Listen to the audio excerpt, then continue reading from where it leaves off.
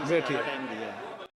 और जो समय आवंटित था उससे ज़्यादा सभी राजनीतिक दलों को दिया है। अब अगले विषय पर आपको हमेशा मौका दिया है, फिर देंगे आपको मौका। आज मैं माननीय गृह मंत्री जी से आग्रह करता हूँ।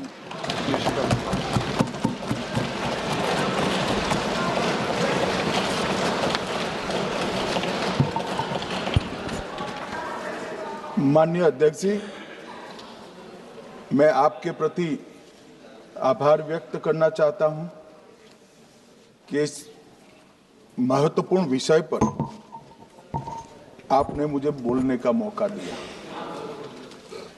माननीय अध्यक्ष जी, इस विषय पर चर्चा के लिए सत्र की शुरुआत में 2 दिन गतिरोध भी हुआ।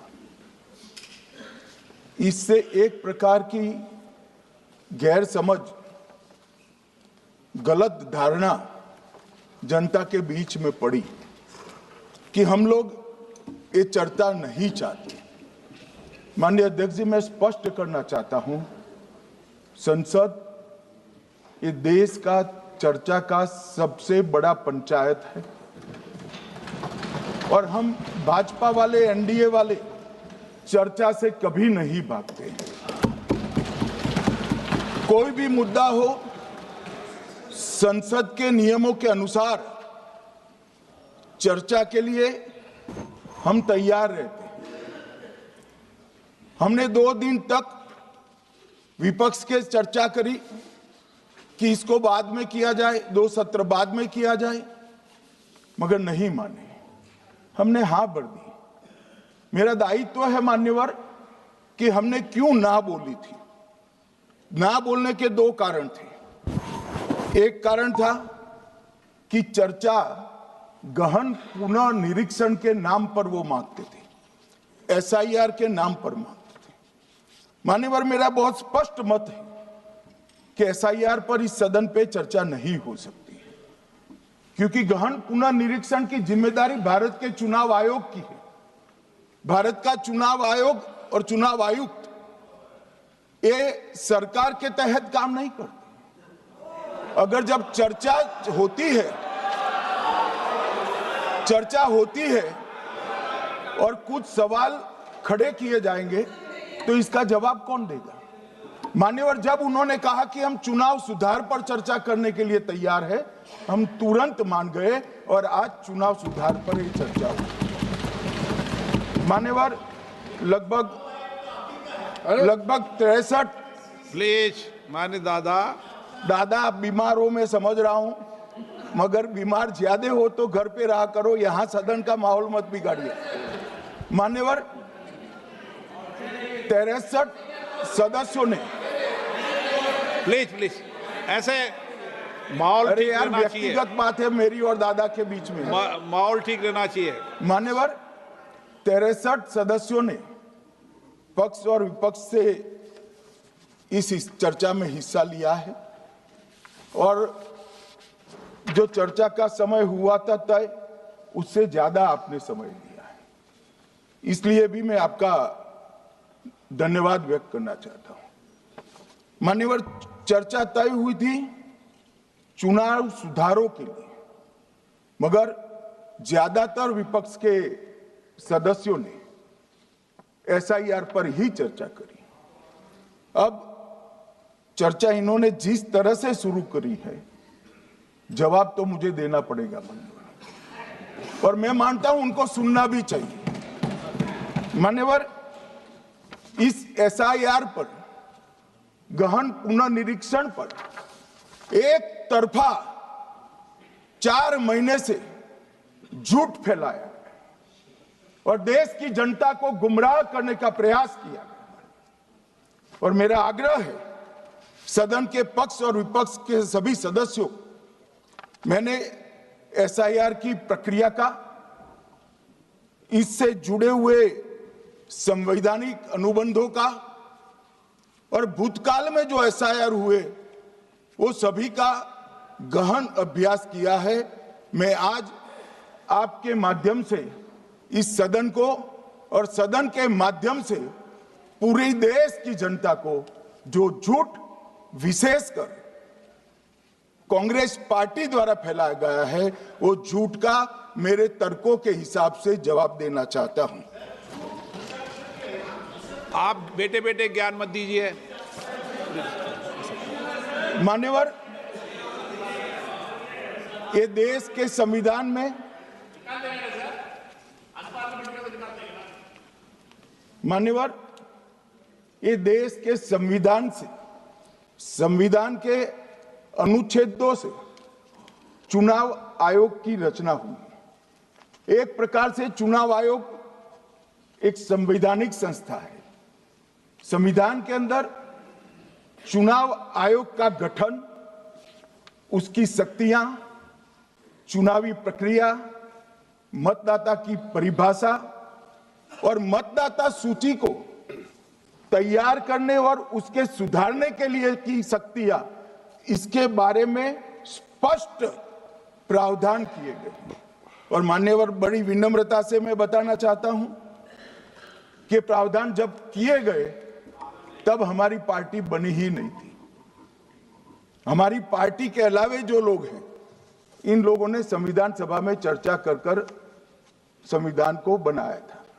इसलिए ये पूरी चुनाव की प्रक्रिया जो संविधान के अंदर व्याख्यायित की गई है और आज जो हो रहा है, ये दोनों के बीच में क्या अंतर है और आरोप क्या है, इसको मैं जवाब देना चाहता हूं। मान्यवर, फ्री एंड फेयर चुनाव कराने का हमारा संविधान ने जिम्मेदारी चुनाव आयोग की तय की। मतदाता सूची बनाने की और मतदाता सूची में सुधार करने की जिम्मेदारी भी चुनाव आयोग को दी।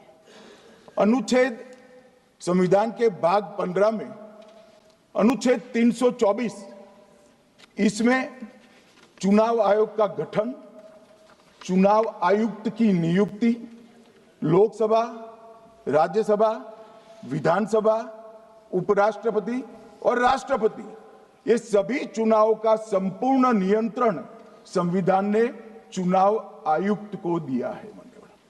और चुनाव आयुक्त एक से ज्यादा हो तो इलेक्शन कमिश्नर को दिया है। अब 325 जो अनुच्छेद है, वो किसी भी पात्र मतदाता को मतदाता सूची से बाहर नहीं रखा जाता, इसका प्रावधान करता है। मगर 326 एक गहन पुनर्निरीक्षण के लिए, SIR के लिए बहुत महत्वपूर्ण है। क्या है 326 मान्यवर?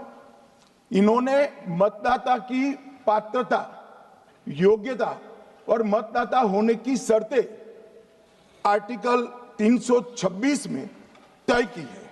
और वो शर्तें क्या है? सबसे पहली शर्त है कि मतदाता भारत का नागरिक होना चाहिए, विदेशी नहीं होना चाहिए। ये सबसे पहली शर्त है। और ये कह रहे हैं कि चुनाव आयोग क्यों ये कर रहा है? भाई, इसका दायित्व है, इसलिए कर रहे हैं। दूसरी है 18 साल से ज्यादा आयु का व्यक्ति मतदाता बन सकता है। तीसरा, वैधता का निर्धारण मानसिक असमर्थता, अपराध और भ्रष्टाचार में संलिप्तता के लिए जो कानून ने समय समय पर तय किया है, इसके पर। तो ये 3 पात्रताओं के आधार पर भारत के मतदाता होने की बात तय होती है। और ये 3 चीजें किसने देखनी है मान्यवर? चुनाव आयुक्त को देखनी है। चीफ इलेक्शन इलेक्शन कमीशन मतलब चीफ इलेक्शन कमिश्नर और कमिश्नर्स ने देखनी है। और 327 में मतदाता सूची, सीमांकन, चुनाव संचालन और उसके लिए कानून बनाने की सिफारिश संसद को करने की सत्ता चुनाव आयोग को दी है। कल हमारे सदस्य मनीष तिवारी कहते थे गहन पुनर्निरीक्षण का इनको अधिकार ही नहीं है। आर्टिकल 327 पूर्ण अधिकार देता है कि मतदाता सूची इस व्याख्या के आधार पर बनाने का अधिकार चुनाव आयोग को है। मान्यवर, अब एसआईआर पर ही सवाल उठा दिए। मान्यवर, इन्होंने कहा कि एसआईआर आज क्यों हो रहा है। मैं इनको थोड़ा इतिहास बता, और मान्यवर एक नई फैशन हो गई है, इतिहास बताते हैं तो नाराज हो जाते हैं कि आप इतिहास मत बताइए। अरे भला कोई भी प्रक्रिया, कोई भी देश, कोई भी समाज इतिहास को छोड़कर कैसे आगे बढ़ सकता है। इतिहास कोई भी समाज का महत्वपूर्ण अंग है। मान्यवर, हमारे लोकतांत्रिक इतिहास की शुरुआत 1952 से हुई। तो सबसे पहला गहन पुनर्निरीक्षण एसआईआर कब हुआ? 1952 में। एसआईआर की क्या जरूरत है वो कहते हैं, इसलिए मैं कहता हूं। तो उस वक्त प्रधानमंत्री कौन थे? जवाहरलाल नेहरू। किस पार्टी से थे? कांग्रेस पार्टी से। दूसरा कब हुआ? 1957 में। फिर जवाहरलाल नेहरू प्रधानमंत्री थे, कांग्रेस पार्टी से थे। तीसरा हुआ 61 में, उसमें भी जवाहरलाल नेहरू प्रधानमंत्री थे और कांग्रेस पार्टी थे। 65-66 में भी हुआ, एक ही गहन पुनर्निरीक्षण 2 साल में हुआ। उस वक्त भी श्री लाल बहादुर शास्त्री प्रधानमंत्री थे, कांग्रेस पार्टी थे। 83-84 में हुआ, इंदिरा जी थी। 87-89 में हुआ, राजीव गांधी थे। 92-93-95 में हुआ, नरसिम्हा राव थे। 2002 और 3 में हुआ, तब श्री अटल बिहारी वाजपेयी थे। मान्यवर, 2004 में गहन पुनर्निरीक्षण समाप्त हुआ, तब डॉक्टर मनमोहन सिंह जी प्रधानमंत्री थे।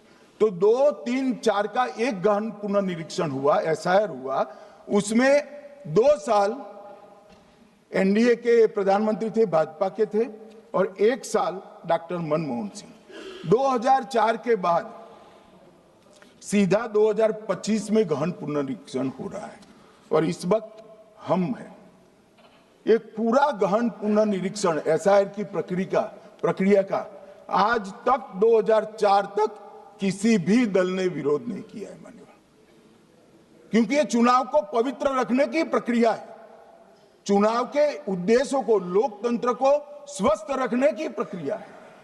अगर लोकतंत्र में चुनाव जिसके आधार पर होते हैं वो मतदाता सूची ही प्रदूषित है, तो चुनाव कैसे साफ और सुथरे हो सकते हैं। मानिए, समय समय पर मतदाता सूची का गहन पुनर्निरीक्षण जरूरी है, इसलिए चुनाव आयोग ने फैसला किया कि 2025 में इसको किया जाएगा।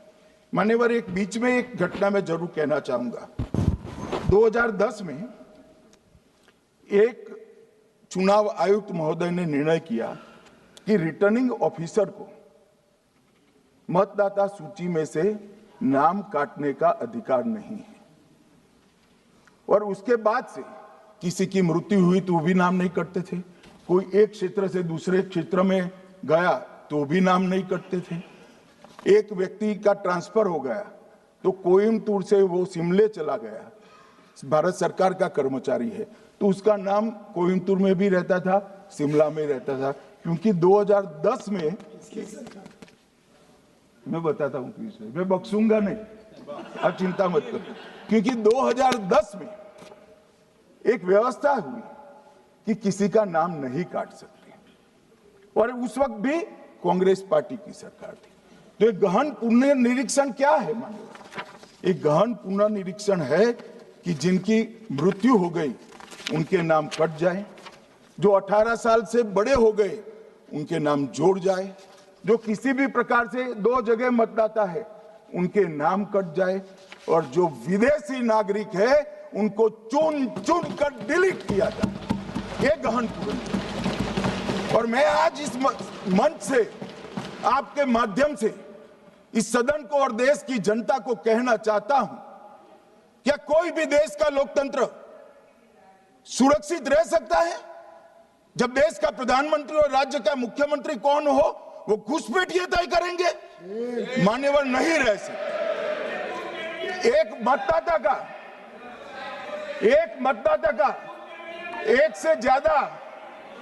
से ज्यादा जगह पर वोट होना चाहिए। मान्यवर, एक से ज्यादा जगह पे वोट होना चाहिए। जो लोगों का मृत्यु हो चुका है मान्यवर, जिन लोगों का मृत्यु हो चुका है उनका वोट मतदाता सूची में होना चाहिए मान्यवर। ये एसआईआर और कुछ नहीं है, मतदाता सूची का शुद्धिकरण है। मैं मानता हूं इससे कुछ दलों के राजनीतिक स्वार्थ आहत होते हैं। मुझे उन दलों के प्रति एक प्रकार से अनुकंपा भी है, क्योंकि देश के मतदाता तो वोट देते नहीं हैं। ये थोड़े विदेशी दे देते थे, वो भी चले जाएंगे। मगर मान्यवर, क्या हमने भारत के नाते निर्णय करना पड़ेगा कि इस देश की संसद को चुनने के लिए, राज्य की विधानसभा को चुनने के लिए विदेशी को वोट देने का अधिकार देना है या नहीं देना है? और मेरा मत है, मेरा विनम्र मत है मान्यवर, कि ये नहीं देना चाहिए।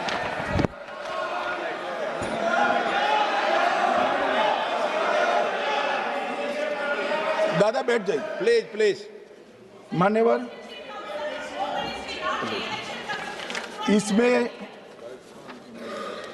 इसमें कानूनी स्थिति का प्रश्न नहीं है। अभी सांसद महोदया बोला कि इलेक्शन कमीशन का अधिकार नहीं है। लाल बाबू हुसैन 1995 में एक वाद हुआ मान्यवर, भारत की सर्वोच्च अदालत तक वो वाद पहुंचा। लाल बाबू हुसैन बनाम मतदाता रजिस्ट्रेशन ऑफिसर 1995 में इसका जजमेंट आया और उसमें अदालत ने स्पष्ट कहा, देश की सर्वोच्च अदालत ने कहा, मैं नहीं कह रहा, जहां मतदाता का नाम दर्ज किया जाना है वहां रिटर्निंग ऑफिसर ये सुनिश्चित कर सकता है कि आवेदक भारत का नागरिक है या नहीं है। ये लोग जो कहते हैं इलेक्शन कमीशन कैसे तय करेगा, ये इनकी ड्यूटी है और ये हमारा निर्णय नहीं है, भारत की सर्वोच्च अदालत का निर्णय है और हम सब भारत की सर्वोच्च अदालत के निर्णय से बंधे हुए हैं। किसी को भी अगर वेरीफाई करना है तो लाल बाबू हुसैन बनाम मतदाता रजिस्ट्रेशन ऑफिसर 1995 का जजमेंट निकालकर मान्यवर दे दे। मान्यवर, विपक्ष के नेता राहुल गांधी जी ने 5 नवंबर 2025 को एक प्रेस कॉन्फ्रेंस में परमाणु बम फोड़ा। अब वो परमाणु बम के अंदर उन्होंने कहा कि हरियाणा में एक ही घर में 501 वोट पड़ गए। चुनाव आयोग ने इतनी स्पष्टता करी कि हाउस नंबर 265 कोई छोटा मकान नहीं है और 1 एकड़ का पुश्तैनी प्लॉट में अनेक परिवार बस रहे हैं, मगर वहां हर परिवार के घर का नंबर नहीं दिया गया है, इसलिए सब जगह हाउस नंबर 501 दिया गया और एक परिवार की तो 3 पीढ़ियां साथ में रह सकती हैं। और पुराने नंबर से ही जब हरियाणा में कांग्रेस की सरकार चुनी गई तब से ये नंबर इसी तरह से चल रहा है। ये ना कोई फर्जी घर है ना फर्जी वोटर है। मान्यवर, वोट चोरी का नैरेटिव बनाने के लिए मान्यवर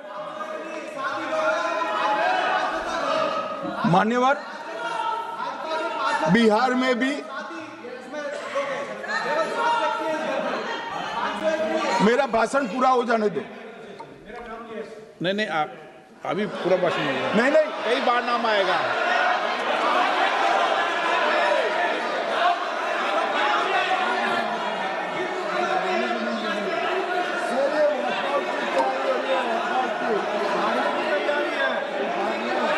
माननीय सदस्य,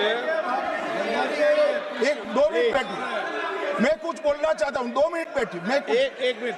माननीय सदस्य, 1 मिनट। मान्यवर, मेरा विपक्ष के नेता से एक निवेदन है कि 2 मिनट सुन ले मुझे, बाद में उनको बोलने का मौका दीजिए। मान्यवर, 2 मिनट। मान्यवर, मेरा आपसे विनम्र निवेदन है, मैं आधी रात तक बैठने के लिए तैयार हूं, मुझे कोई आपत्ति नहीं। मेरा भाषण समाप्त हो जाए, अरे सुनिए ना भाई, सुनो ना, दो बड़े बोलते हैं तब बीच में नहीं बोलते। मान्यवर, मेरा भाषण समाप्त हो जाए। प्लीज प्लीज, नहीं।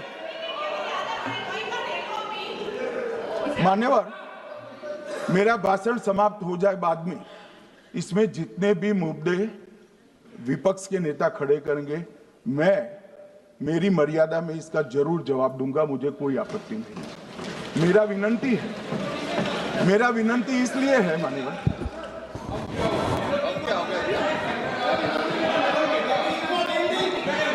एक मिनट, तो उनको पूरी बात करने दें। हाँ हाँ, मान्यवर, मेरा विनंती भी, मान्यवर, नो प्लीज, डिबेट नहीं करते बेटे। मान्यवर, मेरा विनंती इसलिए है कि शायद वो जो मुद्दा खड़ा करना चाहते हैं उसका जवाब मेरे आगे भाषण में आ जाएगा तो मुद्दा ही नहीं बचेगा, इसलिए मैं कह रहा हूं मुझे पूरा सुन लिया जाए। मान्यवर, बिहार में एक मतदाता की उम्र 34 साल बताई गई, 34 साल की है, इसको 124 साल बताया गया। सच था कि इसमें उम्र 124 बार छपी थी। बाद में मिंता देवी जी ने खुद बताया कि उन्होंने ऑनलाइन आवेदन किया था और वो ऑनलाइन आवेदन करने में गलती हो गई, इसके कारण उम्र 124 बार साल छपी थी। अब इसके आधार पर मतदाता सूची पर प्रश्न कर दिए। सुबोध कुमार नवादा, प्रेस कॉन्फ्रेंस में कहा गया कि एक राजनीतिक दल के बीएलए है, इनका नाम कभी आया ही नहीं, वो भी सच नहीं निकला। रंजू देवी रोहतास, उनको कहा कि एक कार्यकर्ता, उन्होंने बाद में रंजू देवी जी ने स्टेटमेंट दिया, जबरन बुलाकर उनकी वोटर लिस्ट से नाम काट लिया गया, ऐसा आरोप हुआ। तो रंजू देवी ने यही कहा कि कांग्रेस के कार्यकर्ताओं को कहने पर मैंने गलत जानकारी दी थी। मान्यवर, ये जो प्रेस कॉन्फ्रेंस हुई और उसने जिस प्रकार का देश में माहौल बनाया, चलो ये तो मैंने आरोप जो लगाए थे और सत्य क्या है कहा, मगर मैं विपक्ष के नेता ने जो प्रेस कॉन्फ्रेंस में कहा कि मतदाता सूची ठीक नहीं है, इसको सुधार करना चाहिए, तो भाई गहन पुनर्निरीक्षण क्या है, एसआईआर क्या है, मतदाता सूची का सुधार करने की प्रक्रिया है, और वो कर रहे हैं तो भी विरोध कर रहे हैं, पुरानी मतदाता सूची कर रहे हैं तो भी विरोध कर रहे हैं। भाई मतदाता सूची पुरानी हो या नहीं, आपका हारना तय है, ये मतदाता सूची से नहीं होता। मान्यवर, उन्होंने कहा, अपने लॉजिक के समर्थन में कहा कि भारतीय जनता पार्टी को कभी एंटी इनकम्बेंसी का सामना नहीं करना पड़ता। मान्यवर, एंटी इनकम्बेंसी इनके खिलाफ होती है जो जनहित के विरुद्ध काम करे। ये बात सही है कि भाजपा को एंटी इनकम्बेंसी का फायदा विरोध बहुत कम करना पड़ता है। हमारी सरकारें बार बार चुनकर आती हैं, चाहे राज्य में है या केंद्र में, परंतु ऐसा नहीं है कि हम 2014 के बाद एक भी चुनाव नहीं हारे। छत्तीसगढ़ में 18 में हारे, राजस्थान में 18 में हारे, मध्य प्रदेश में 18 में हारे, कर्नाटक में भी 14 के बाद हारे, तेलंगाना में हम जीत नहीं पाए, चेन्नई में हम जीत नहीं पाए, बंगाल में भी हम हारे। भाई तो तब तो ये मतदाता सूची बहुत अच्छी होती है, तब से नए कपड़े पहनकर आप शपथ ले लेते हो। उस वक्त मतदाता सूची का विरोध नहीं करते हो, और जब मुंह की पटखनी पड़ती है बिहार की तरह, तब मतदाता सूची का विरोध करते हो। मान्यवर, दोहरे मापदंड नहीं चलेंगे लोकतंत्र में। जब आप जीतते हो तब चुनाव आयोग महान है, जब आप हारते हो तो चुनाव आयोग निकम्मा है, बीजेपी का कहने पर चलता है। जब आप जीतते हो मतदाता सूची अच्छी है, मतदाता सूची अच्छी है, और जब आप हारते हो तो मतदाता सूची खराब है। मान्यवर, मुझे कोई आपत्ति नहीं, इस प्रकार का भ्रांति फैलाए तो फैलाए। मेरा दायित्व है कि इस देश की जनता को एक ड्यूअल स्टैंडर्ड की जानकारी देना, जो मैं आज इस सदन में खड़े होकर दे रहा हूं। मान्यवर, आगे पर भी मैं इस विषय को कहूंगा और ढेर सारे आरोपों के मेरे पास जवाब है। जो 3 प्रेस कॉन्फ्रेंस में, एक सादा प्रेस कॉन्फ्रेंस, एक एटम बम वाला प्रेस कॉन्फ्रेंस, एक परमाणु बम वाला, ये तीनों में क्या हुआ, इसके सारे जवाब मेरे पास है। मान्यवर, अब ये कहते हैं कि 2-2 जगह है, 2-2 जगह मतदाता है। मान्यवर, किन किन लोगों के 2-2 जगह मतदाता, मैं इसमें जिनके नाम 2 जगह रजिस्टर्ड है उसका दोष नहीं निकालता मैं, क्योंकि एक जगह से कोई व्यक्ति दूसरी जगह गई तो 2010 के बाद इसको डिलीट करने का अधिकार आरओ के पास से ले लिया गया। इसके कारण ये विसंगतियां खड़ी हुई है। किसके हैं? श्री प्रशांत किशोर जी के 2 जगह मतदाता है, पवन खेरा जी का भी है, तेजस्वी यादव का स्वयं का है, टी सिद्दीकी एनआईसी केरल के नेता का है, मान्यवर संजय सिंह आप पार्टी के नेता के हैं, एक किशोरी पेडनेकर यूबीटी शिवसेना के हैं, इनका भी है। मान्यवर, सामान्य गलतियां हैं, क्योंकि एक नियम आ गया, जिसका जब वोट काटने का जिसका अधिकार है उसको रोक लिया गया, तो आरओ वोट काट नहीं सकता था, इसलिए 2 जगह रह गए। अब वही एक गहन पुनर्निरीक्षण से सुधरना है, मगर आप गहन पुनर्निरीक्षण को वोट चोरी कह रहे हो। मान्यवर, वोट चोरी किसको कहते हैं वो मैं बताना चाहता हूं, और हमारे यहाँ कुछ परिवार ऐसे हैं जो पूछते नहीं, वोट चोरी करते हैं। अच्छा, बोलिए आप। हाँ, बोले आप, बोले। हाँ, बोले आप, बोले। स्पीकर सर, मेरा कल एक सवाल था, जो हिंदुस्तान के इतिहास में पहली बार डिसीजन लिया गया कि इलेक्शन कमीशन को, इलेक्शन कमिश्नर्स को फुल, नहीं, फुल इम्यूनिटी दी जाएगी। ठीक है, ये है ना, इसका जवाब इसका पीछे मैं खत्म नहीं किया सर। इसके पीछे जो थिंकिंग थी वो हमें सबसे पहले बताएं। ठीक है। दूसरी बात, नहीं, हरियाणा की जहां इन्होंने बात की, इन्होंने एक उदाहरण लिया, वहां पर अनेक उदाहरण हैं। वो भी आपने दिया था ना, 19 वो भी आपने दिया था, इसलिए दिया वो भी। 19 लाख वहां पे फेक लोग, वो उदाहरण आपने दिया था, इसलिए उसका जवाब दिया। और ये भी हमें बता दीजिए, actually let us have a debate on my press conference. Let us go. Let us have very good idea. Let us have a debate on my press conference. Amit Shah ji, I challenge you to have a debate on the 3 press conferences. Please. ठीक है, बैठ जाए, बैठ जाए। माननीय, please माननीय, आपने बात करी, प्लीज। उत्तर प्रदेश में और हरियाणा में दोनों चुनाव में वोट कैसे दे रहे हैं, प्लीज ये भी जवाब दे दीजिए। माननीय गृह मंत्री जी। मान्यवर, पहली बात मैं स्पष्ट करना चाहता हूं, मैं 30 साल से विधानसभा और संसद में जनप्रतिनिधि के रूप में चुनकर आता हूं। मुझे लंबा अनुभव है संसदीय प्रणाली का।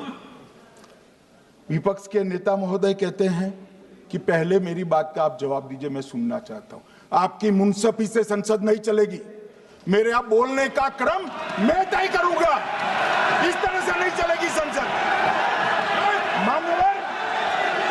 मान्यवर, उनको धैर्य रखना चाहिए, मेरा जवाब सुनने का। इनकी एक बात का जवाब मैं दूंगा, मगर मेरे भाषण का क्रम वो तय नहीं कर सकते, मैं करूंगा, क्योंकि मैं बोल रहा हूं।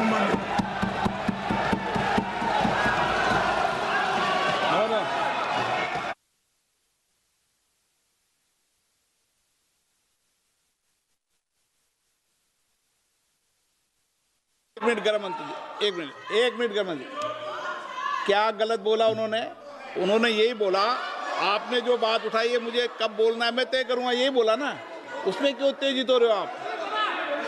हाँ, आपके 2-2 मिनट में खड़े होने से थोड़ी जवाब देते रहेंगे। नो, माननीय गृह मंत्री, नहीं होगा। मैं आपको फिर मौका दूंगा, आपको मौका दूंगा आपको। आप बोलिए, हाँ बोलिए सर, ये बोलिए। आपने अगर अमित शाह जी का रिस्पॉन्स देखा तो ये कंप्लीटली डिफेंसिव रिस्पॉन्स है। ये घबराया हुआ रिस्पॉन्स है, ये डरा हुआ रिस्पॉन्स है। अब सुनिए पूरी बात, प्लीज मानिए। नो, सच्चा रिस्पॉन्स नहीं है। माननीय गृह मंत्री जी, मान्यवर आपके चेहरे पर बैठो मान्यवर आपके चेहरे पर चिंता की लकीरें मैं देख रहा हूं कि मैं क्या बोलूंगा। मैं उनके उकसावे में नहीं आऊंगा, मैं मेरे विषय पर बोलूंगा। मान्यवर, मैंने इतना ही कहा कि मैं मेरे भाषण का क्रम मैं तय करूंगा। मेरे भाषण का पहले क्या बोलना, बाद में क्या बोलना, मैं तय करूंगा। और मैं मानता हूं कि हर एक वक्ता का ये अधिकार है, उनका भी है, मेरा भी है। कल वो बोल रहे तो हम ऐसा थोड़ी ना बोले आप झूठ क्यों बोल रहे हो। हम नहीं बोले, नहीं बोल सकते साहब, वो माननीय विपक्ष के नेता है, वो बोल सकते अपना भाषण। मान्यवर, और मैंने तो ये भी कहा मेरा पूरा भाषण छूट कर कुछ बच जाता है तो आप पूछिएगा, मैं जवाब दूंगा। मगर अब धैर्य भी चाहिए और सुनना भी चाहिए, दोनों चीजें करनी पड़ती है। मान्यवर, वोट चोरी का कोहराम बचा है। मैं वोट चोरी किसको कहते हैं वो बताना चाहता हूं। वोट चोरी के 3 आयाम हैं। एक तो मतदाता नहीं है, मतलब योग्यता नहीं है, और आप वोटर बन जाते हो तो वोट चोरी माना जाएगा। दूसरा, आप गलत प्रकार से चुनाव जीतते हो तो वोट चोरी माना जाएगा। और तीसरा, जनादेश को डिफाई करते हो, मतलब वोट के विपरीत आप कोई पद प्राप्त कर लेते हो तो भी एक प्रकार से वोट चोरी होता है। अरे सुनो ना, क्यों जल्दबाजी करते हो मानिकम, क्यों? अब मैं 3 वोट चोरी की घटनाएं बताना चाहता हूं। सबसे पहली घटना हुई आजादी के बाद, देश का प्रधानमंत्री तय करना था। तय कौन करना था? तो उस वक्त के जितने प्रांत थे इसके कांग्रेस के अध्यक्षों ने, उनके एक वोट से तय होना था। अब 28 वोट श्री सरदार पटेल को मिले और 2 वोट जवाहरलाल नेहरू जी को मिले।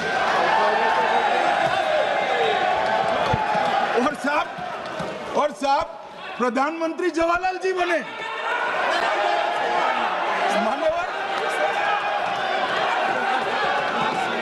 मान्यवर,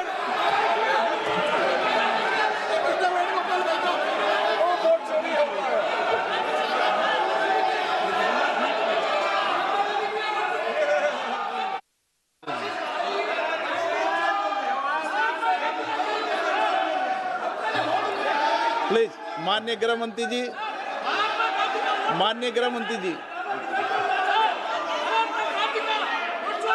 प्लीज।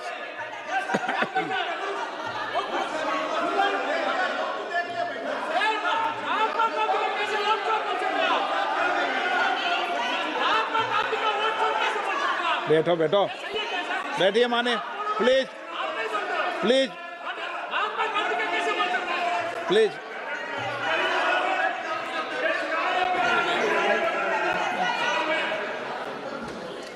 मान्यवर, दूसरी, प्लीज बैठिए माननीय सदस्य, प्लीज। हर बार नहीं उठते, बैठिए। मान्यवर, दूसरे प्रकार की वोट चोरी और नैतिक तरीके से चुनाव जीतना, ऐसी वोट चोरी भी भूतकाल में एक बार हुई थी। श्रीमती इंदिरा गांधी रायबरेली से चुनी गई। इलाहाबाद हाईकोर्ट में श्री राजनारायण पहुंचे कि चुनाव नियमों के अनुसार नहीं हुआ।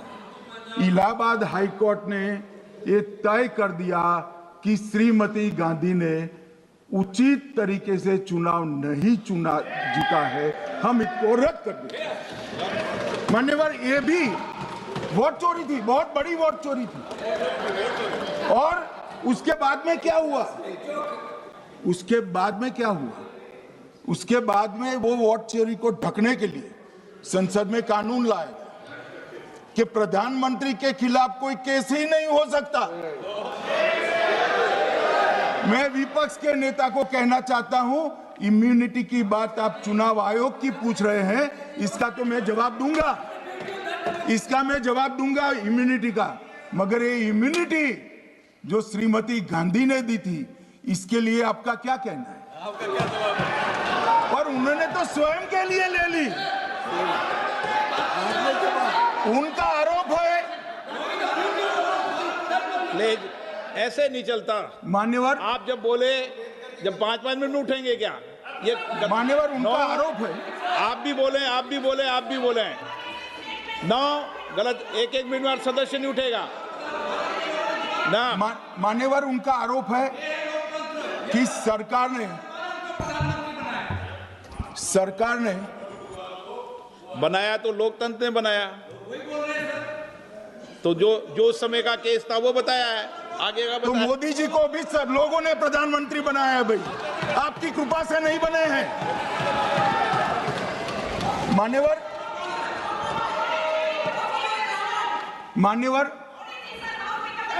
प्लीज से माननीय तरीका ठीक नहीं है आपका, 2-2 मिनट में उठना।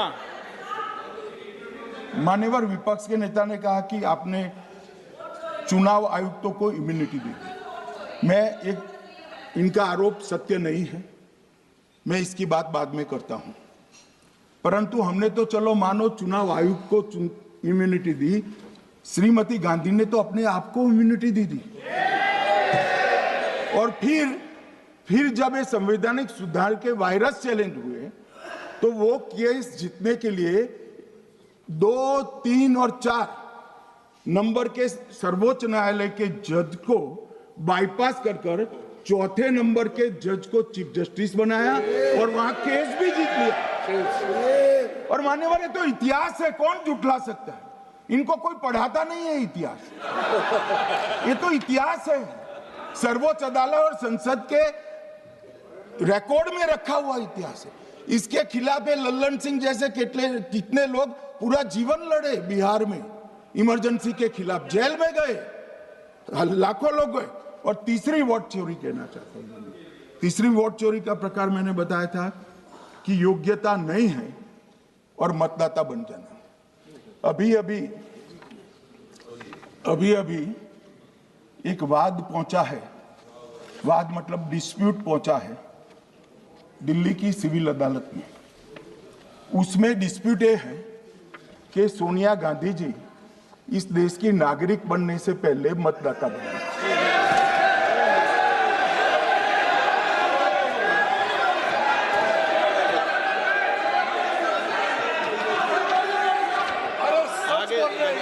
आगे सुनो, बोल क्या रहे, पूरी बात तो सुनो।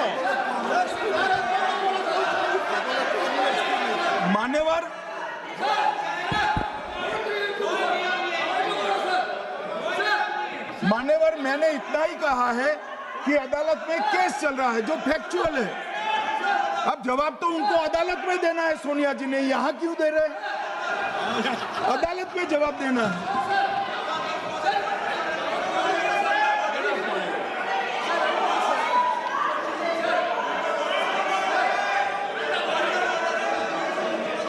बीच के भाषण में पॉइंट ऑफ ऑर्डर नहीं होता।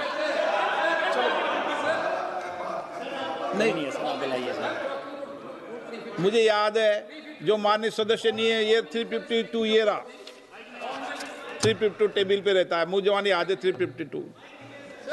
Home Minister is speaking about an issue which is pending in the court. Actually, what happens is, Rosa will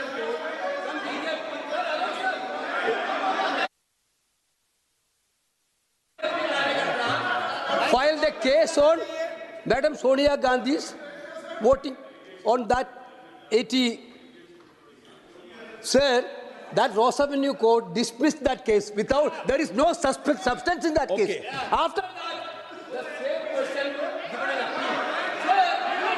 Gandhi not even voted in that election. I am challenging Home Minister. Okay. Sonia Gandhi not even voted that election. Can you prove it? Can you prove it? Sir, misleading statement a Home Minister doing. Sir, you are. What is this, sir? एक minute एक minute please दादा, एक minute please. No, बैठिए। No no मान्य please. देखिए माननीय सदस्य, 2 दिन से मैं चर्चा को सुन रहा हूं और 2 दिन से चर्चा को सुन रहा हूं और 352 आपने भी पढ़ा है, मैंने भी पढ़ा है, ठीक है ना। कई बार इधर से भी उधर से भी इस विषय को कई बार बोला गया है। जब डिबेट चलती है उसके संदर्भ में कई विषयों को बोला जाता है, ठीक है ना। और इसीलिए सुनिए बात, माननीय गृह मंत्री जी ने, आपने आधी बात सुनकर हर 2-2 मिनट में उठने लगोगे, ऐसे चर्चा नहीं होती। आप उनकी पूरी बात को सुनिए, क्या संदर्भ था, उन्होंने कोई फैसला नहीं दिया है, उन्होंने एक जानकारी जो आई है वो जानकारी सदन के पटल पे रखी है। अब मुझे सुनिए तो, अब आपने एक मुद्दा खड़ा किया, मुझे जवाब तो देने दीजिए। मान्यवर, मैंने कुछ ऐसा नहीं कहा, मैंने सिर्फ इतना कहा है कि एक वाद दायर हुआ है दिल्ली की अदालत में, मैंने कोई कंक्लूजन नहीं कहा। मैंने कहा कंक्लूजन कहा, मैंने कोई कंक्लूजन नहीं कहा। कंक्लूजन तो जब उनका नोटिस का जवाब वो दे देगी तब अदालत देगी, तब फिर से बताऊंगा मैं। मगर अभी तो मैंने सिर्फ इतना कहा है कि वहां एक केस रजिस्टर्ड हुआ है जिसमें श्रीमती गांधी को नोटिस इश्यू किया है। इसमें इतने लाल पीले होने की जरूरत क्या है? मान्यवर, हम सबका साझा दायित्व है, हम भी विपक्ष में बैठे हैं। हम चुनाव जितने जीते हैं इससे ज्यादा हारे हैं। हम लोगों का तो एक प्रकार से पौना जिंदगी ही विपक्ष में ही चला गया, चाहे राज्य हो या केंद्र हो। कई चुनाव हमारे, हमने चुनाव आयुक्त और चुनाव आयोग पर कभी आरोप नहीं लगाया। एक नया पैटर्न खड़ा, एक नया पैटर्न। मैं पूरा वाक्य नहीं बताना चाहता। श्रीमती ममता बनर्जी ने चुनाव आयोग पर आरोप लगाए, स्टालिन जी ने लगाए, बीडी सतीशन जी ने लगाए, श्री राहुल गांधी ने लगाए, मल्लिकार्जुन खड़गे जी ने लगाए, तेजस्वी यादव जी ने लगाए, अखिलेश यादव जी ने लगाए, वी शिवन कुट्टी ने लगाए, हेमंत सोरेन जी ने लगाए, भगवंत मान जी ने लगाए। अब पहले तो ऐसी परंपरा सिर्फ कांग्रेस पार्टी में थी, मगर संपर्क का दोष कहता होता है साहब, ये सारे इंडिया अलायंस वाले चुनाव आयोग के खिलाफ आते। मान्यवर, चुनाव आयोग एक तटस्थता से चुनाव कराने वाला संस्थान बनाया गया और इसकी मान्यता कोई पॉलिटिकल पार्टी ने नहीं दी, भाग और अनुच्छेदों के तहत हमारे संविधान ने दी और ये संवैधानिक प्रक्रिया है। इस संवैधानिक प्रक्रिया पर सवाल खड़े कर कर, अनर्गल आरोप कर कर आप पूरे चुनाव आयोग की एक प्रकार से पूरे दुनिया में इसकी छवि को धूमिल करने का काम कर रहे हैं। आपको लगता है कि आप सरकार की छवि धूमिल करें? ना जी, आप पूरी दुनिया में भारत के लोकतंत्र की छवि को धूमिल करें।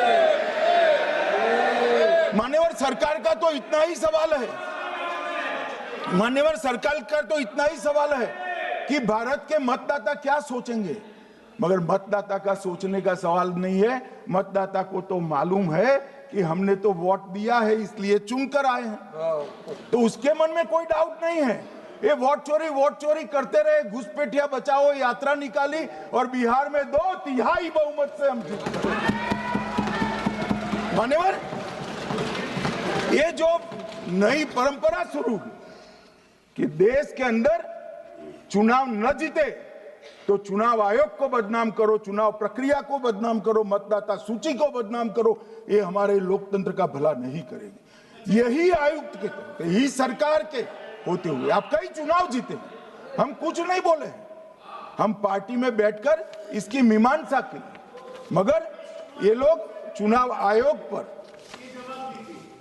प्लीज नो, आप बैठिए, आप ठीक है बैठिए। माननीय सदस्य प्लीज, प्लीज मान्यवर, मैं थोड़ी स्पष्टता के लिए आंकड़ा देना चाहता हूं। मई 14 में श्रीमान नरेंद्र मोदी इस देश के प्रधानमंत्री बने, तब से उनको आपत्ति है। तो एनडीए क्या क्या जीती? 3 लोकसभा चुनाव हम जीते, 41 राज्यों के विधानसभा चुनाव जीते, तो हम 44 विधानसभा टोटल चुनाव जीते हैं 2024 से 25 तक। मगर वो भी 30 चुनाव जीते हैं अलग अलग विधानसभा में, 30 जगह पे। अगर मतदाता सूची करेक्ट है तो क्यों शपथ लिया, क्यों चुनाव लड़ा? आप बताइए देश की जनता को। आप लोग यहाँ कैसे पहुंचे? श्री राहुल गांधी जहां से चुनकर आए थे, वो वायनाड की मतदाता सूची में भी मेरी पार्टी ने प्रेस कॉन्फ्रेंस कर इसी प्रकार की डिस्क्रिपेंसी को बताया है। इसका जवाब नहीं देते। हमने अमेठी का भी बताया है, इसका जवाब नहीं देते हैं। मान्यवर, ये चुनाव की मतदाता सूची में जो थोड़ी बहुत गलतियां हैं, उसको वो लोग मुद्दा बनाते हैं चुनाव हारने का। चुनाव हारने का कारण है नहीं, मैं अंत में बताऊंगा क्यों हारते हो चुनाव, मैं बताऊंगा मान्यवर अंत। परंतु फिर भी चलो मान ले कि मतदाता सूची ठीक नहीं है, तो गहन पुनर्निरीक्षण का मतलब ही ये है कि मतदाता सूची को सुधारने की प्रक्रिया। अब इसमें आपके बीएलए सहयोग नहीं करते हैं, आप उसका बहिष्कार का ऐलान करते हो, आपकी राज्य सरकारें जहां है वो मदद कम करती हैं, तो कैसे मतदाता सूची का शुद्धिकरण होगा? जो आपकी डिमांड है वो ही चुनाव आयोग कर रहा है। आपकी डिमांड है कि मतदाता सूची ठीक हो, वो चुनाव आयोग कर रहा है। मगर हुआ क्या है मान्यवर मालूम है?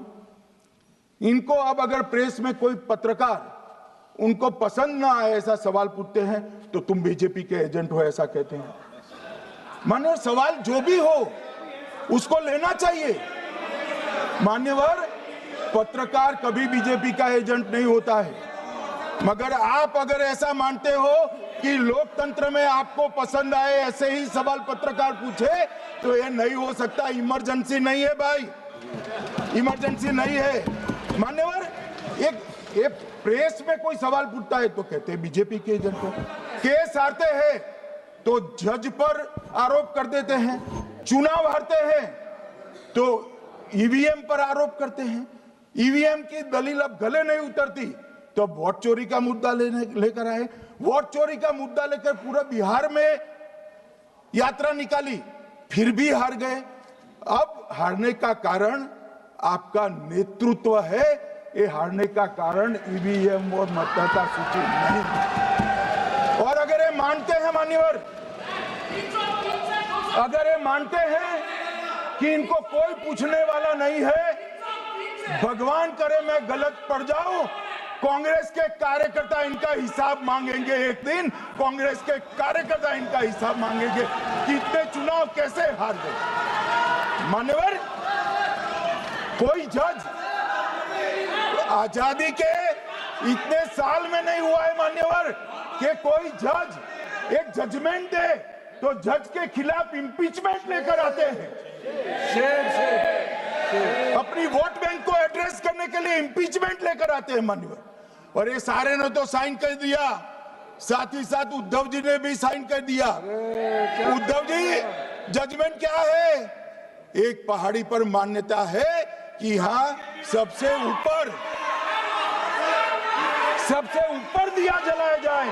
मान्यवर, एक वोट बैंक को संभालने के लिए एक हाईकोर्ट के जज के सामने इंपीचमेंट लेकर आए हैं। देश की जनता उनको मदद नहीं करे।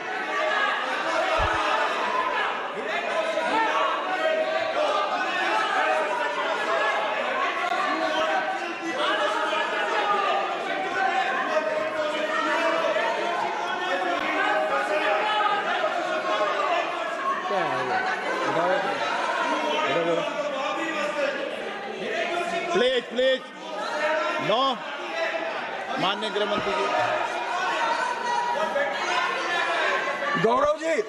गौरव जी बैठ जाइए, नया मुद्दा शुरू हो रहा है।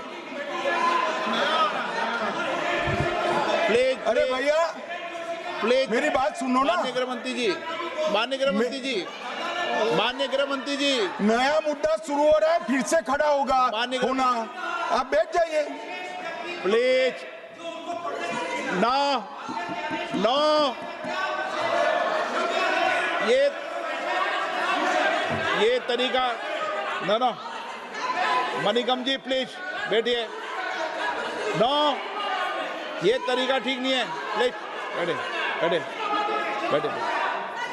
हर आपको ज्यादा समस्या है क्या हर 2 मिनट में खड़े होने की? हर 2 मिनट में खड़े होने की समस्या है क्या आपको लोगों? बैठिए, ऐसे नहीं चलेगा। मान्यवर, 2014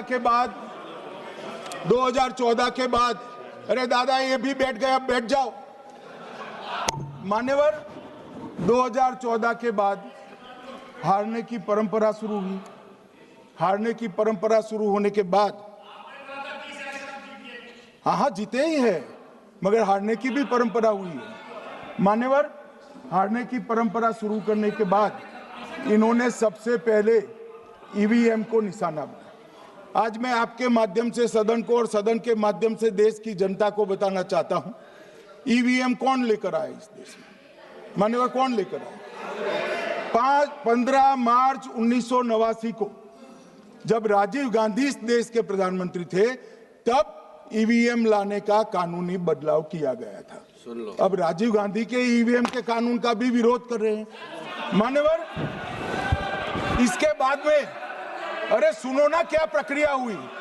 इसके बाद में ईवीएम के खिलाफ किसी ने याचिका करी। इस देश की सर्वोच्च न्यायालय के 5 जजों ने बैठकर ईवीएम के कानूनी बदलाव को 2002 में उचित ठहराया। मान्यवर, राजीव गांधी को भी नहीं मानते, सर्वोच्च अदालत को भी नहीं मानते हैं। फिर 98 में मध्य प्रदेश, राजस्थान और दिल्ली, इसमें सिर्फ 16 विधानसभाओं में इसका ट्रायल लिया गया। कितना केयरफुल है ये भी बताता हूं। हुडा बैठो, ये भी कितना केयरफुली चुनाव आयोग आगे बढ़ा है। मध्य प्रदेश, राजस्थान और दिल्ली, ये राज्यों की सिर्फ 16 विधानसभा में इसका ट्रायल लिया गया। हर प्रकार से चेक कर ईवीएम का उपयोग सबसे पहली बार पूरे देश में 2004 में हुआ। 2004 का महत्व है माननीय, सबसे पहले 2004 में हुआ। पूरे लोकसभा चुनाव हमारे समय में ईवीएम का उपयोग हुआ। लाए राजीव गांधी, वहां से लेकर 2004 तक। और 2004 के चुनाव में कौन जीता भाई? वो जीत गए। उस वक्त ईवीएम की चर्चा बंद। 2009 का चुनाव हुआ, पूरा ईवीएम से हुआ, ये जीत गए, चुप्पी साध ली। 2014 में सब हम जीते तो कौ चालू कर दी। वो सरकार में थे। मान्यवर, ये क्या है? जब कानून आप लाए, मशीन आपने इंट्रोड्यूस किया, चुनाव आप पहला जीते मशीन से, दूसरा चुनाव जीते, मौत से 10 साल राज किया और हार गए तो फिर रोते हैं।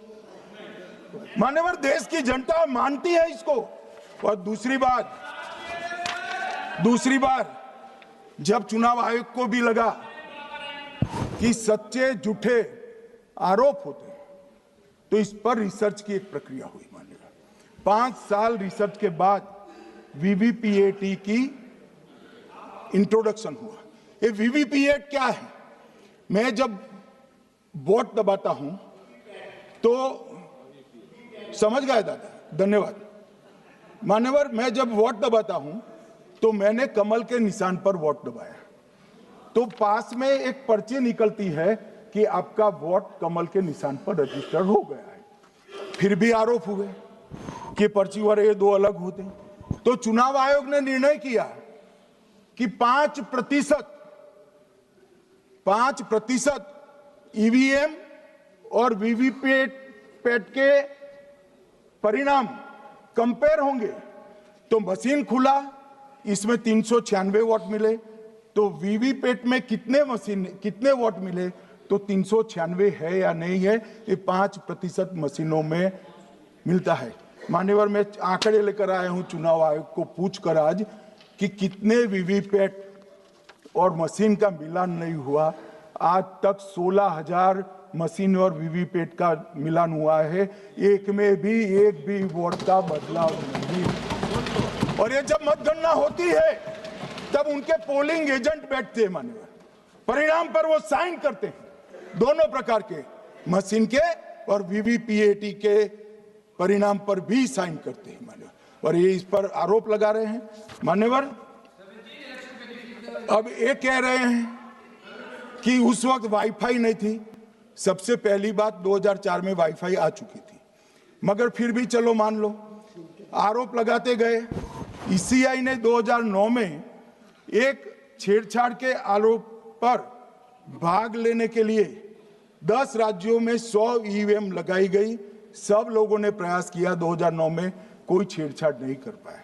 फिर भी आरोप लगाए तो 2017 में इलेक्शन कमीशन ने जून 2017 में 3 दिन तक ईवीएम इलेक्शन कमीशन की ऑफिस में रखे कि कोई भी पार्टी आकर, कोई भी टेक्नोक्रेट आकर, कोई भी साइंटिस्ट आकर ईवीएम को हैक कर बता दे। ये तो गए ही नहीं, ये नहीं गए मान्यवर। ये सिर्फ प्रेस में आरोप करते, ना अदालत में जाते हैं, ना चुनाव आयोग के पर जाते मान्यवर, मगर एक्सपर्ट भी नहीं गए। आप कोई एक्सपर्ट भेज देते भैया, एक्सपर्ट भी नहीं भेजा। और मान्यवर 2017 में फिर चुनाव आयोग इस निर्णय पर पहुंचा कि आने वाले सब चुनाव ईवीएम से होते हैं। अब चुनाव आयोग ने तो निर्णय कर दिया, मगर मैं भी साहब थोड़ा ज्यादा सोचता हूं। तो मैंने सोचा साला ये चुनाव आयोग कहता है कुछ नहीं हो रहा है, कुछ नहीं हो रहा है, तो ये लोग आरोप क्यों लगा रहे हैं?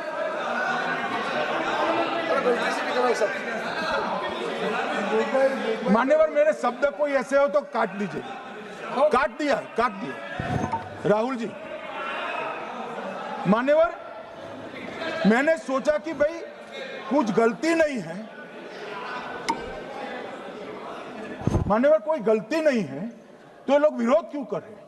फिर मुझे याद आया कि मान्यवर, जब इनके जमाने में चुनाव होते थे, बिहार और यूपी में सरकारें बनाती होती थी, पूरे के पूरे वोट के बक्से हाईजैक कर लिए गए। ईवीएम आने से ये बंद हो गया, ईवीएम आने से बंद हो गया। और मान्यवर, चुनाव की चोरी बंद हुई है, इसलिए पेट में दर्द हो रहा है। ईवीएम का दोष नहीं है, चुनाव जीतने का तरीका जनादेश नहीं था, करप्ट प्रैक्टिसेस थी, इसके कारण चुनाव जीतते थे। अब आज ये पूरे एक्सपोज हो चुके हैं। जब जनादेश पर चुनाव होता है तो आप जीत सकते हो, जीतो, स्वागत है उसका, मगर जब हारते हो तो अन्य कारण बताना, जैसे पहले मैंने कहा, ऐसा बताना, ये ठीक नहीं है।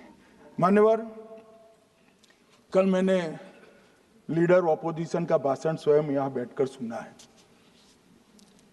पूरा भाषण उनका धागों में उलझ गया, थ्रेड्स में उलझ गया। मान्यवर, ये कहते हैं पीएम का शेड्यूल देखकर चुनाव आयोग चुनाव तय करता है। मेरा सभी सांसद महोदय से करबद्ध निवेदन है कि चुनाव होने के पहले के 1 महीने पीएम का शेड्यूल, और पीएम को लगभग 24 और 16 कितना होता है, 40 महीना हो गया। इसमें से किसी भी 1 महीने का शेड्यूल दिखाओ। पीएम की गति ही इतनी है, कोई भी महीना उठाओगे तो इतने ही प्रवास करते हैं। मानवर, इसको चुनाव का कोई लेन देन नहीं है। हमारे प्रधानमंत्री जनसंपर्क में आजादी के बाद सबसे ज्यादा प्रवास करने वाला प्रधानमंत्री, और मैं जानता हूं साहब, मैं जानता हूं नरेंद्र मोदी जी को 2001 से मैं बता सकता हूं, एक भी दिन की छुट्टी नहीं, एक भी वैकेशन नहीं, लगातार जनता का काम करना। मैंने कभी नहीं देखा उनको वैकेशन में। कई बार इनका अनुकरण करने का प्रयास करते हैं तो बीपी बढ़ जाता है। इतना ये फिर उठ जाएंगे फिर। मान्यवर, ये पूरी चर्चा चुनाव सुधार पर थी। मैंने आज ये भी जांच करा,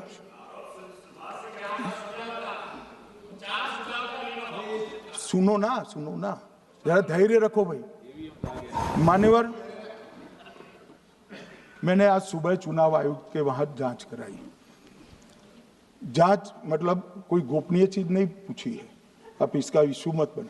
मैंने ये पूछा कि चुनाव सुधार के लिए मई 2014 के बाद कौन सी पार्टी से कितने आवेदन आपको मिले, क्योंकि चुनाव सुधार जो करना है इसकी प्रक्रिया क्या है। मान्यवर, चुनाव सुधार सभी राजनीतिक दलों के साथ चर्चा कर चुनाव आयोग भारत सरकार के विधि मंत्रालय को भेजता है और विधि मंत्रालय इसका कानून बनाकर संसद के सामने रखता है। ये प्रक्रिया है। तो मैंने सोचा कि इतना बड़ा हो हल्ला हुआ तो ढेर सारे चुनाव सुधार कांग्रेस पार्टी ने दिए होंगे, तो मैं जरा उसका पूछा कर दूं, लगे हाथ तो इसकी भी बात कर लूं। इसमें गोपनीय क्या है?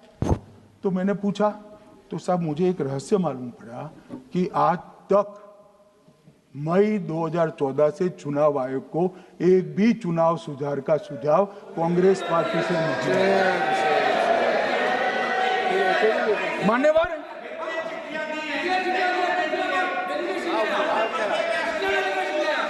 बैठे मैं बताता हूं। मान्यवर, मैं जवाब पूछोगे क्या?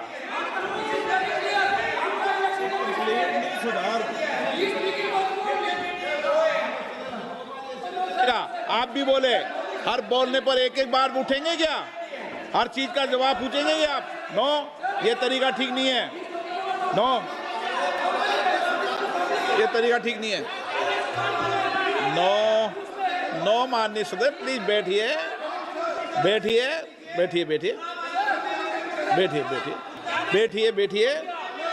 अच्छी परंपरा रखें। ओके।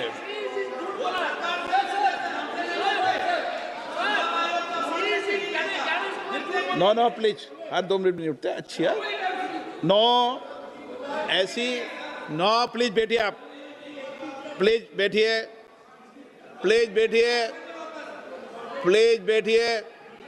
सुनिए, प्लीज बैठिए। माननीय सदस्यगण, ये कभी परंपरा नहीं रही कि सत्ता पक्ष और प्रतिपक्ष का कोई भी माननीय सदस्य कभी बोल रहा हो तो हर विषय पर बैठे बैठे टिप्पणी करना या हर विषय पर खड़े होकर सवाल पूछना, ये परंपरा कभी नहीं रही। आपने भी भाषण दिया आज, आपको कोई ने बीच में उठ के पूछा कोई ने? माननीय गृह मंत्री जी, अच्छी परंपराएं लागू करो, अच्छी तरह चलाएं सदन। मैं मेरे स्टेटमेंट पर कायम हूं। नरेंद्र मोदी सरकार बनने के बाद आज तक कांग्रेस पार्टी ने चुनाव आयोग को एक भी चुनाव सुधार का प्रपोजल नहीं दिया। मान्यवर, ये कई बार मिलने गए हैं, मैंने उनका प्रेस कॉन्फ्रेंस भी देखा है।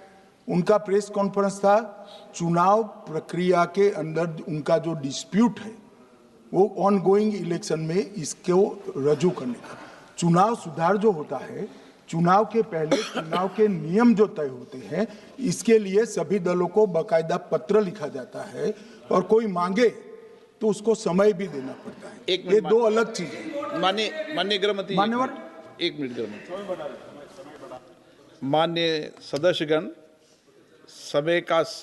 सदन का समय माननीय गृह मंत्री जी के वक्तव्य की समाप्ति तक बढ़ाया जाता है। माननीय गृह मंत्री जी। मान्यवर, कर विपक्ष के नेता ने 3 सवाल पूछे थे और 4 सुझाव दिए थे। पहला सवाल था मुख्य न्यायाधीश को चुनाव आयोग चयन समिति से बाहर क्यों निकाला गया, पहला सवाल था। दूसरा सवाल था दिसंबर 2003 में कानून बदलकर चुनाव आयोग को पूर्ण प्रतिरक्षा क्यों दी गई, और तीसरा शार्प क्वेश्चन था सीसीटीवी फुटेज 45 दिन में नष्ट करने का कानून क्यों लाए, कानून नहीं लाए हैं, सर्कुलर चुनाव आयोग ने इश्यू किया है, मगर ठीक है, हार्द मैं समझ रहा हूं ये क्यों कर रहे हैं। ये 3 इसके जवाब थे। मान्यवर, मैं इसमें से सबसे पहले सवाल का जवाब देना चाहता हूं। मान्यवर, मुझे पूरा सुनकर जरा आप आपत्ति लीजिएगा, क्योंकि मैं बताऊंगा तो पास से ही, मगर वर्तमान का भी जवाब दूंगा। मान्यवर, 73 वर्ष तक इस देश में चुनाव आयोग की नियुक्ति का कोई कानून ही नहीं था। माननीय सभी सदस्य ध्यान से मुझे सुने, 73 साल तक इस देश में चुनाव आयोग की नियुक्ति का कोई कानून नहीं था। नियुक्ति प्रधानमंत्री सीधी कर देते थे।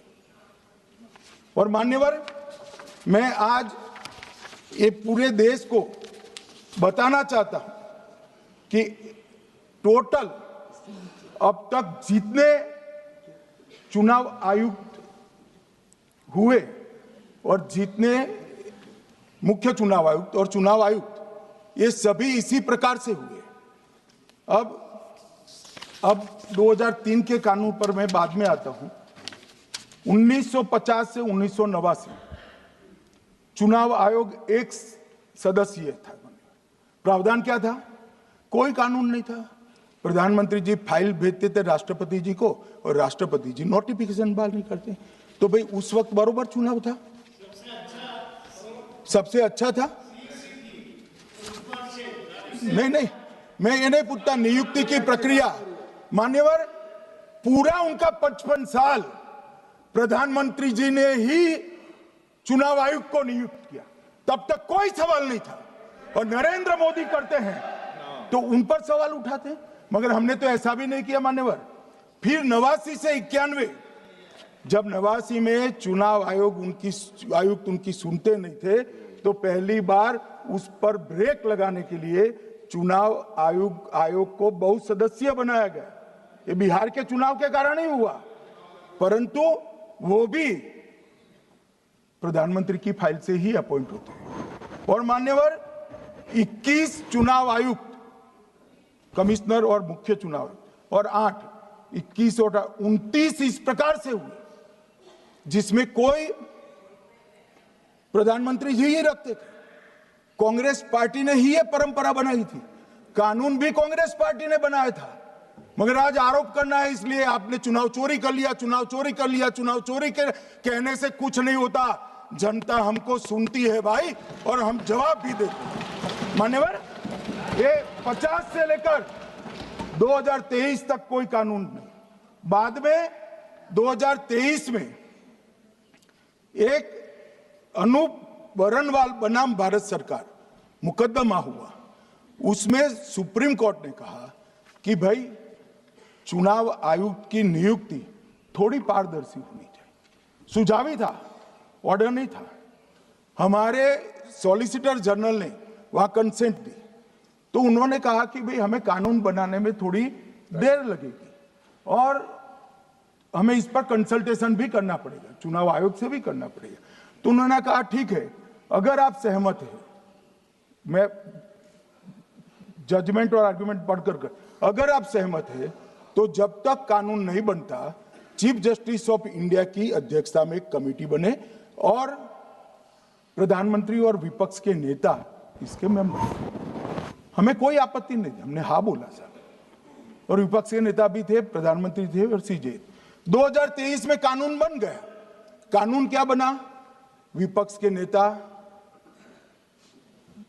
प्रधानमंत्री तय करेंगे, वो एक मंत्री और स्वयं प्रधानमंत्री, ये 3 लोग बैठकर चर्चा कर मेरिट्स में चुनाव आयुक्त और मुख्य चुनाव आयुक्त की नियुक्ति करेंगे। मान्यवर, हमारे टाइम में तो और पारदर्शी, ये कह रहे हैं हमारा तो 33% ही हिस्सा है। भाई 33% तो है ना, हमारा तो हिस्सा ही नहीं था। और मान्यवर, मैं रिकॉर्ड से बताता हूं, 2012 में सीयूसी की नियुक्ति होनी थी। अडवाणी जी ने सुझाव दिया लिखकर कि एक प्रणाली बना जाए, नहीं बनाया और BS संपत जी को सीधा चुनाव आयुक्त बना दिया। उसके बाद में भी ये कल व्यक्ति कैसे है इसकी चर्चा है। नवीन चावला, जिसको आपातकाल की भूमिका पर शाह आयोग ने कहा था ये निष्पक्ष नहीं है, उनको मुख्य चुनाव आयुक्त बना दिया, जबकि मुख्य चुनाव आयुक्त गोपाल स्वामी ने इनके खिलाफ पक्षपात के सबूत भी भेजे, खारिज कर दिए। मान्यवर सुने नहीं, हमारे समय में ऐसा कभी नहीं हुआ है। हमारे समय पर विरोध होता है, मगर पक्षपात के सबूत किसने नहीं दिए हैं। और भाई, जहां तक 66% और 33% का सवाल है, आप कह रहे हो कि वहां 2 लोग होते हैं और आप 1 होते हैं, ये तो हम तय नहीं करते हैं। 140 करोड़ की जनता तय करती है कौन 66 होगा और कौन 33। यहाँ कौन बैठेगा वो तो 140 करोड़ लोग तय करते हैं, वो आपके लिए तय करोगे तो आप 66 हो जाओगे, मगर आप तो 100 रख कर गए थे, हमने उसको 33 दे दिया। मान्यवर ये क्या सवाल उठाते, और वो समझते हैं कि मैं बोलता हूं तो बस ये ब्रह्म वाक्य होगा। ऐसे नहीं होता है मान्यवर, हर चीज के तर्क होते हैं। इनका जो भाषण तैयार करते हैं वो भी ठीक से नहीं करते, रिसर्च नहीं करते। मान्यवर, इन्होंने सीसीटीवी फुटेज 45 दिन में इलेक्शन कमीशन ने नष्ट करने का निर्णय किया, इस पर आपत्ति उठाई। मान्यवर, जन प्रतिनिधित्व अधिनियम 1951 की धारा 81 में एक प्रावधान है। प्रावधान क्या है? उम्मीदवार चुने जाने के बाद 45 दिन में चुनाव याचिका दायर कर सकते हैं। 45 दिन के बाद इसको कोई चुनौती नहीं दे सकता। ये नियम 1991 में बना, तब उस वक्त सीसीटीवी फुटेज नहीं था। सीसीटीवी फुटेज बाद में चुनाव आयोग ने एक सर्कुलर से रूल्स में बदलाव कर ऐड किया। अब किया क्या है चुनाव आयोग ने? सीसीटीवी फुटेज का जो रिकॉर्ड है उसको जन प्रतिनिधित्व अधिनियम की 1951 की धारा 81 के साथ संरक्षित किया है, मतलब अलाइन किया है कि 45 दिन के बाद कोई डिस्प्यूट की प्रोविजन ही नहीं है एक्ट में, तो 45 दिन के बाद ये सीसीटीवी फुटेज क्यों रखना चाहिए? अब इतनी सादी समझ नहीं है सब, मैं क्या कर सकता हूं? सब समझ के कोई इंजेक्शन नहीं होते जो भड़ाम से दे दिया। मान्यवर, ये धारा 81 1951 से है, मगर पहले पर्चियों से होते थे तो पर्ची के लिए थी। अब सीसीटीवी फुटेज का कैमरा आ गया तो सीसीटीवी फुटेज ऐड कर दिया। मान्यवर, उन्होंने कहा, और इस वक्त जब सीसीटीवी फुटेज जब प्रक्रिया में ऐड किया, तब स्पष्ट चुनाव आयोग ने कहा था कि सीसीटीवी रिकॉर्डिंग संवैधानिक दस्तावेज नहीं है, ये आंतरिक प्रबंधन है। किस चीज का आंतरिक प्रबंधन? कि चुनाव सीज होने के बाद कोई पुनः मतदान की अर्जी करता है कि भाई ये मतदान मथक में चुनाव ठीक नहीं हुआ, तो चुनाव आयोग जो निर्णय करता है वो सीसीटीवी फुटेज के आधार पर करता है। पहले मौखिक करता था, टेक्नोलॉजी आई, सीसीटीवी फुटेज स्वीकार कर लिया। अब ये आंतरिक प्रबंधन के लिए है मान्यवर। फिर भी चुनाव आयोग का जो निर्णय मैं बताता हूं, उन्होंने कहा सामान्य जनता को एक्सेस होना चाहिए। रूल्स बनाया गया है, सामान्य व्यक्ति सीसीटीवी फुटेज उच्च न्यायालय में जाकर 45 दिन के अंदर ऑर्डर करा सकता है। अब ये कहेंगे 45 दिन में जजमेंट नहीं आएगा, मगर उच्च न्यायालय इतना ऑर्डर कर सकता है कि ये सीसीटीवी फुटेज आप डिस्ट्रॉय मत करना। मान्यवर, राजनीतिक दलों को एक्सेस देने का उन्होंने प्रावधान करा है, तो वो चुनाव को चैलेंज करे राजनीतिक दल 45 दिन के अंदर। ऑटोमेटिक जो चुनाव चैलेंज होता है मान्यवर, उसका सीसीटीवी फुटेज नियमों से हम चुनाव आयोग रिजर्व कर देता है। मान्यवर, ये प्रक्रिया कुछ पढ़ते नहीं। इसके बाद पॉलिटिकल एजेंटों को एक्सेस होनी चाहिए। पॉलिटिकल एजेंट भी मान्यवर हाईकोर्ट से इसको प्राप्त कर सकता है। अब करते कुछ नहीं, एक भी ना हाईकोर्ट में अर्जी करी, ना चुनाव आयोग में करी, और सीसीटीवी फुटेज का बहाना लेकर बोलने लगे। अब इतने लाखों बूथों का सीसीटीवी फुटेज हर नागरिक मांगने लगा कोई कारण के बगैर, तो किस प्रकार से चुनाव आयोग दे सकते हैं? किस प्रकार से दे सकते हैं? यहां हुआ क्या है, सब प्राप्त करना चाहते हैं वो प्रेस कॉन्फ्रेंस कर, उनको लगता है कि मेरी प्रेस कॉन्फ्रेंस ये संवैधानिक प्रावधान के तहत होती है। ऐसा नहीं होता है। वे प्रेस कॉन्फ्रेंस जो करते हो जिन मुद्दों का, इसकी लीक कर अर्जी दे दो, टपक से मिल जाएगी सारी दिख, मगर अर्जी नहीं करते, कोर्ट में नहीं जाते हैं, चुनाव आयोग में नहीं जाते हैं, और चुनाव चोरी हो गया, चुनाव चोरी हो गया, चुनाव चोरी हो गया करते। मान्यवर, ऐसे नहीं चलेगा। इस देश को, लोकतंत्र को आप धूमिल नहीं कर सकते, और सबने सीखना चाहिए, और भाषण ढंग से तैयार करने का भी सीखना चाहिए। मान्यवर,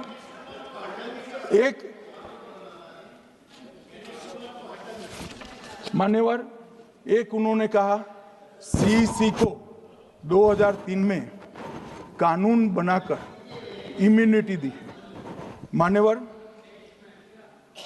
representation of the people act 1950 में ही ईसीआई के अधिकारियों को जो इम्यूनिटी प्राप्त है उससे जरा भी बढ़ोतरी नहीं करी। हमने सिर्फ रिप्रेजेंटेशन ऑफ 1951 के एक्ट को पुनरावृत्ति की है। मान्यवर, आरपीए एक्ट की धारा 32 और आरपीए एक्ट 51 के सुधार की धारा 146C कहती है कि चुनाव आयोग के कोई भी अधिकारी, जिसमें इलेक्शन कमिश्नर आ जाते हैं, इस पर कोई मुकदमा चुनाव प्रक्रिया के लिए नहीं चल सकता। ये प्रावधान है मान्यवर, और वो प्रावधान को 23 के कानून में इसको भी हमने संरेखित किया है मान्यवर। इतने सारे वकीलों को राज्यसभा दे रखी है, भगवान जाने क्या करते हैं सर, अपने नेता को ब्रीफ भी नहीं करते मान्यवर। मान्यवर, ये वाक्य आप निकाल सकते हैं, ये वाक्य निकाल सकते हैं मान्यवर।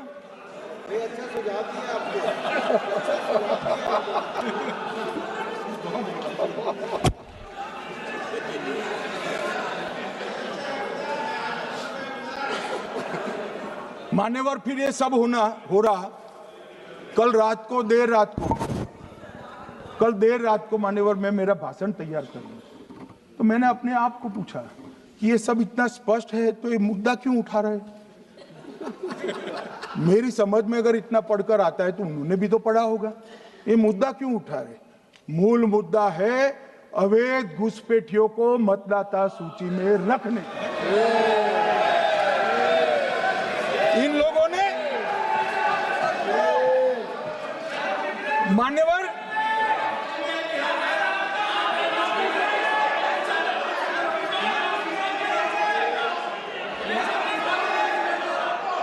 माननीय सदस्य, आपका भाषण भी सबने शांति से पूर्ण सुना है। आप भी सुनने की सामर्थ्य रखो।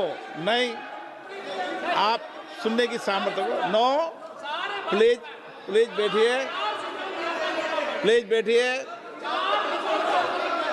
सुनो, पूरा भाषण सुनो। आप जब बोलते हैं तो इधर भी सुनते हैं, आप भी इधर भी बोलते हैं, इधर सुने। गृह मंत्री इलेक्शन रिफॉर्म के लिए बात हुआ था सर।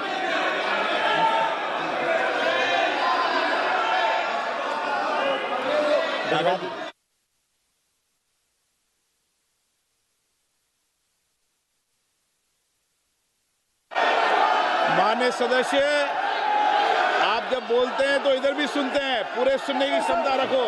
सर, ये लोग डर गए हैं, जवाब नहीं सुन सकते हैं। इतना दिनों से देश के सामने में झूठ फैला करके इन्होंने गुमराह करके चर्चा मंगा।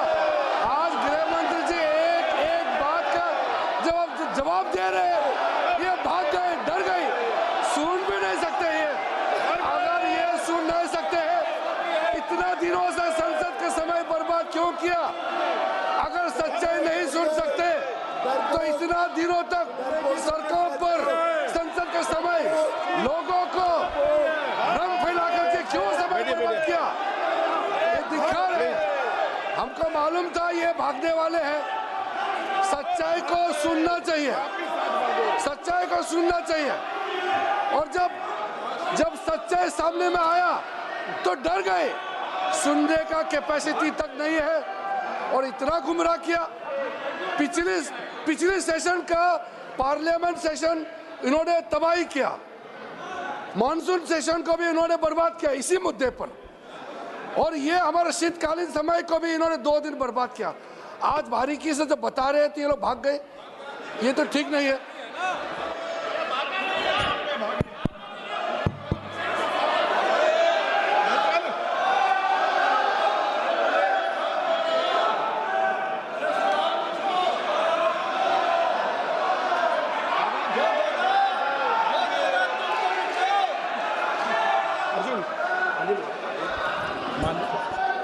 मान्यवर, ये 200 बार भी बहसकार करेंगे, एक भी अवैध घुसपैठियों को इस देश में हम वोट नहीं देंगे।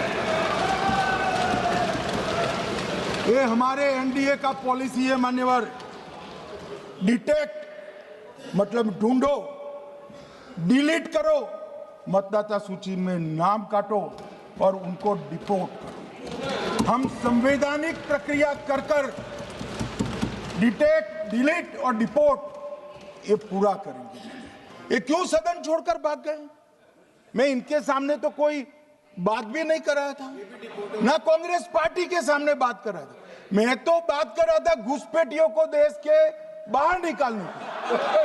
अब ये तो देखिए साहब, अगर मैंने इतने सारे आरोप करे श्री जवाहरलाल नेहरू पर, इंदिरा गांधी पर, इनके पिताजी पर, सोनिया जी पर, तब भागते तो लाजिम था। ये घुसपैठियों को लिए भाग गए क्योंकि उनकी हमारी पॉलिसी है डिटेक्ट, डिलीट और डिपोर्ट। उनकी पॉलिसी है नॉर्मलाइज कर दो घुसपैठ को, उसके बाद में मान्यता प्रदान कर दो और चुनाव में मतदाता सूची में डालकर फॉर्मलाइज कर दो। मगर साहब ये लंबे समय तक नहीं चलना। मैं मेरे मन से मानता हूं, मेरे पार्टी के सिद्धांत तो है ही, मगर मैं मानता हूं कि जनसांख्यिकी में इतना बड़ा परिवर्तन देश के लिए बहुत बड़ा खतरा है। यह देश एक बार जनसांख्यिकी के आधार पर बढ़ चुका है और हम नहीं चाहते कि आने वाली पीढ़ी ये देश के भी बंटवारे दिखे। इसलिए ये बहुत जरूरी है कि इस देश से घुसपैठ को रोकना पड़ेगा। मान्यवर, ये कहते हैं कि घुसपैठ हो रही है, भारत सरकार की जिम्मेदारी नहीं है। मान्यवर, मैं आज बताना चाहता हूं, घुसपैठ हो रही है भारत बांग्लादेश की सीमा से। वहां पर कुल 2216 किलोमीटर बॉर्डर है, इसमें से 1653 किलोमीटर बॉर्डर बन चुकी है। अब 563 कहां बाकी रही है मान्यवर मालूम है? केवल और केवल एक राज्य बंगाल। आसाम का पूरा हो गया, मेघालय का पूरा हो गया, त्रिपुरा का पूरा हो गया, जम्मू कश्मीर का पूरा हो गया, पंजाब का पूरा हो गया, राजस्थान का पूरा हो गया, गुजरात का पूरा हो गया, खाली बंगाल का बाकी रखा है। और मैं आज कहना चाहता हूं टीएमसी के लोगों को भी, ये राहुल जी के साथ में रहकर घुसपैठिया बचाओ यात्रा बिहार में निकली, साफ हो गए। आप भी घुसपैठियों को बचाओगे तो वहां भारतीय जनता पार्टी का विजय तय।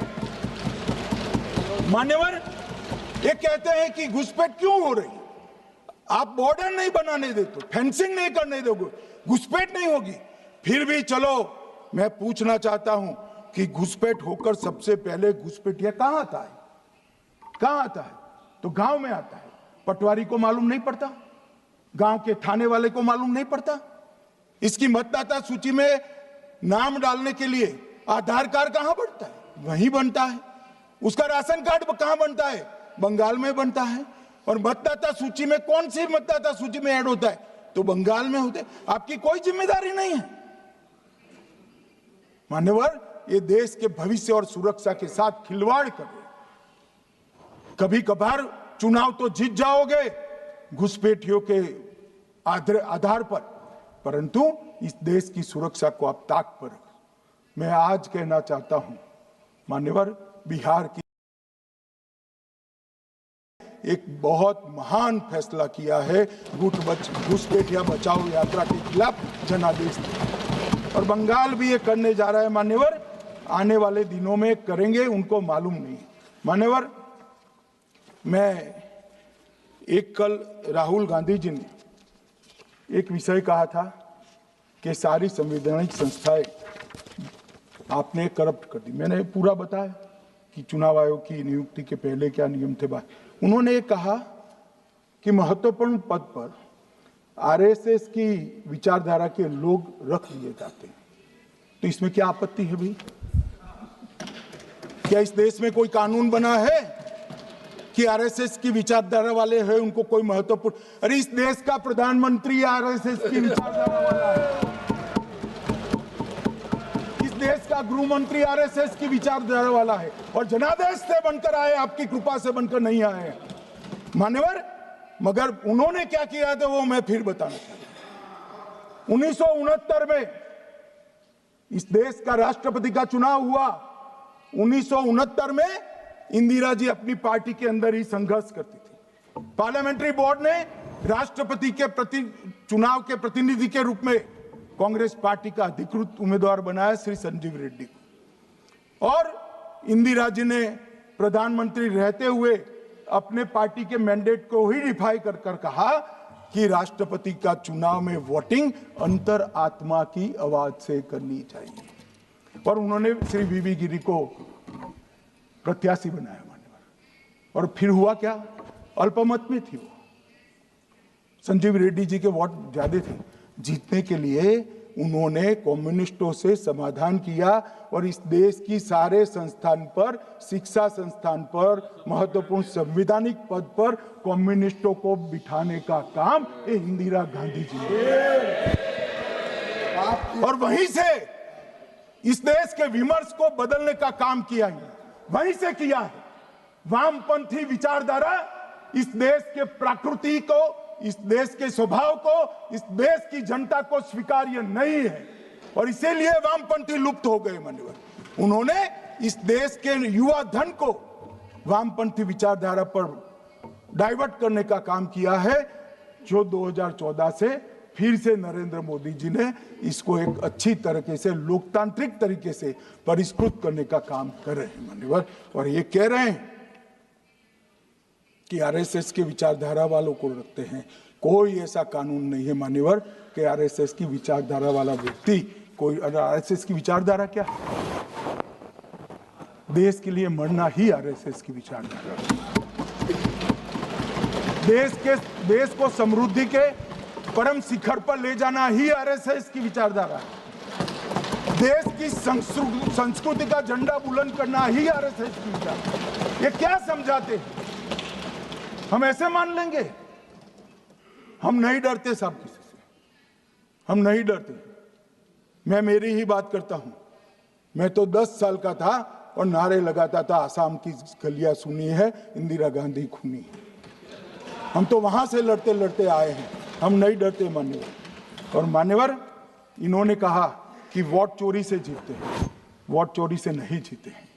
आपने सर्जिकल स्ट्राइक का विरोध किया, इसलिए हम जीते हैं। आपने एयर स्ट्राइक का विरोध किया, इसलिए जीते हैं। आपने 370 हटाने का विरोध किया, इसलिए जीते हैं। आपने राम मंदिर बनाने का विरोध किया, इसलिए जीते हैं। आपने घुसपैठियों को हटाने का विरोध किया, इसलिए जीते हैं। आपने सीएए का विरोध किया, इसलिए हम जीते हैं। आपने ट्रिपल तलाक हटाने का विरोध किया, इसलिए जीते हैं। और आप 1 नेशन 1 इलेक्शन का विरोध कर रहे हो, इसलिए हम फिर से जीते हैं। माननीय 60 करोड़ गरीबों के घर में इस देश के प्रधानमंत्री जी ने घर पहुंचाया, गैस पहुंचाया, पानी पहुंचाया, शौचालय पहुंचाया, 5 किलो अनाज मुफ्त पहुंचाया, और 5 लाख तक की दवाइयां मुफ्त कर दी। क्या समझते हैं कि वोट चोरी कर कर जीते हैं? इस देश के इंफ्रास्ट्रक्चर को 40 साल देख लीजिए, और हमारे 11 साल देख लीजिए, इंफ्रास्ट्रक्चर को 3 गुना बढ़ाने का काम हमारे प्रधानमंत्री नरेंद्र मोदी, और इसलिए जनता हमें जिताती है। और मैं तो अभी भी कहना चाहता हूं, चले गए हैं मान्यवर, मैं अभी भी कहना चाहता हूं, यार कांग्रेस पार्टी तुझे टिकट तो देती नहीं है मान्यवर, मैं अभी भी कहना चाहता हूं, एसआईआर का विरोध करोगे तो बिहार की जगह बंगाल और तमिलनाडु में भी साफ। मान्यवर, इस 140 करोड़ की जनता का जनादेश ईश्वर का आदेश होता है। हमारे यहाँ तो कहते हैं ना कि जनता ही जनार्दन होती है, तो जनता का फैसला श्री कृष्ण का फैसला होता है, जनार्दन का फैसला। और वो जनता के फैसले को ये लोग वोट चोरी इस तरह की भाषा का प्रयोग करते हैं। जनता देख रही है, जनता आंख मूंद कर नहीं बैठी। मान्यवर, मैं तो धन्यवाद करना चाहूंगा हमारे पार्लियामेंट्री अफेयर्स मिनिस्टर का कि इन्होंने तो एक अलग रास्ता कर एसआईआर पर चर्चा कर ली, वरना इनका झूठ एक तरफा जनता में जा रहा था। आज आपने भी मुझे इतना विपुल मात्रा में समय दिया, जरूरत पड़ी वहाँ प्रोटेक्शन भी दिया, मुझे संरक्षण दिया, इसलिए मैं आपका भी धन्यवाद करना चाहता हूँ। और अंत में फिर से एक बार श्री राहुल गांधी के भाषण लिखने वालों को कहना चाहता हूँ,